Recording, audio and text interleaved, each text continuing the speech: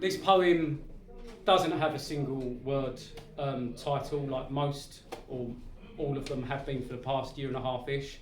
This was wrote a few Octobers ago for Holy Moly. It was Marge's interpretation of doing something slightly a little bit horror for the Halloween one we had at Holy Moly in 2023. I explained to a couple of people what this was about, so it's it was a little story that got put into a poem. It's just about me killing ants. I don't kill ants. What do you know? No, and so it was a story about an ant coming on the table with some spilt sugar. I cleaned the sugar, but even I got the other ants. When the ants turn up, they all called him a liar, and then I just killed them. So, you know, life is what life is, isn't it? Okay, so I'll get a start with this. It's the longest poem I've wrote because it's 2 A4s, so it's the size of A4. So it might take 5 minutes for me to read, but I'll read it as it is read. Okay, so this first poem is called Liar, Liar, Ants on Fire. I squirt down a narrow gap with lighter fluid. A flick of a match towards a pinhole. Extermination is the goal.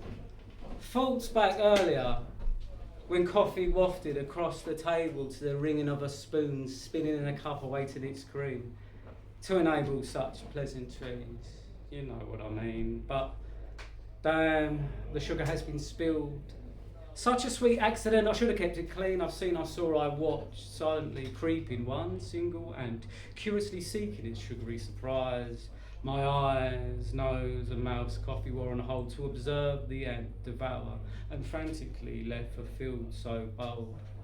As I cleaned, I did wonder its fate has been sold. I shouldn't have left the sugary mess, I should have cleaned it up. This unhygienic disorder upon my tabletop, this table of a fable, it's not my fault. Well, it is my fault. I've told so far, I've not seen the last of the sugary sweets, seeking miniature soldiers by far. I snake like a lion of insects, march across the tabletop, my eyes pop, further open to the ants marching now non-stop. They seek the delicious free sugary booty for making our way up this mountains of wooden structure. The conductor brought the ants' army closer to where the ants solely found the prize. As the ants drew closer, a liar they realised, a fibber, fabricator, spinner of yarns. But what alarms me as the ant stood facing the sole sugar-filled ant, a liar of a sweet rant, had led the troops to empty promises. My delayed cleanliness held this ant a liar without accomplices. My hand grabbed the matches and the lighter fluid, walking out of the room.